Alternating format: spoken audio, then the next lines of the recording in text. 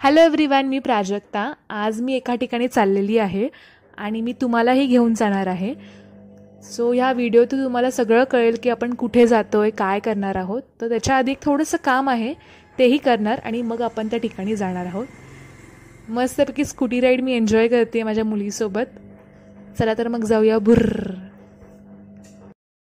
तर आम्ही आलो आहोत गणपती बाप्पाचं सिलेक्शन करायला, कोल्हापूर इथे कुंभार गल्लीमध्ये. तसं बघायला गेलं तर गणेश चतुर्थी अराउंड ऑगस्ट महिन्यामध्ये आहेत. अजून 2 महिने बाकी आहे, पण कोल्हापूरकरांनी आधीच गर्दी केलेली आहे. मंडळाचा गणपती असू देत किंवा घरगुती गणपती, प्री बुकिंग तर आधीच चालू झालेलं आहे. तर इथे सगळ्या प्रकारचे गणपती बाप्पा बघायला मिळालेत. कलरचे, शाडूच्या मातीचे, मंडळाचे गणपती, मोठे छोटे वेगवेगळ्या रूपात बघायला मिळालेत. मन प्रसन्न झालं. तर आमच्या घरी दरवर्षी इको फ्रेंडली शाडूचा गणपती बसवतात, त्याचंच बुकिंग करायला आलो होतो.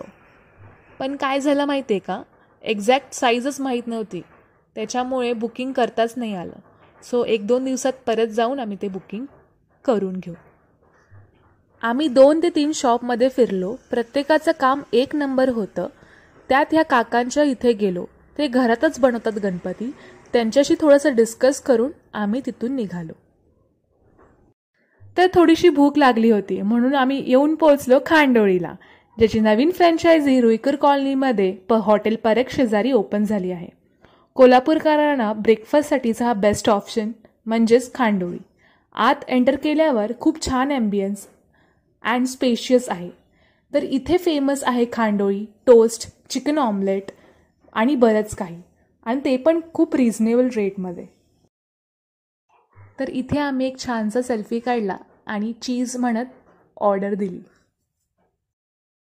तर आम्ही ऑर्डर केलं होतं चिकन ऑमलेट आणि mayo toast with a cold coffee, plain cold coffee.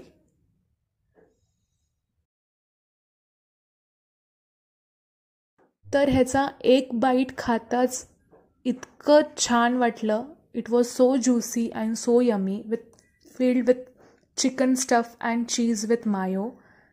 खूप छान लागत होतं, एकदम यम, 1 नंबर. नेक्स्ट होतं मायो टोस्ट, तेही खूप छान होतं, खूप मस्त होतं, यम होतं एकदम. नक्की विजिट करा इथे येऊन.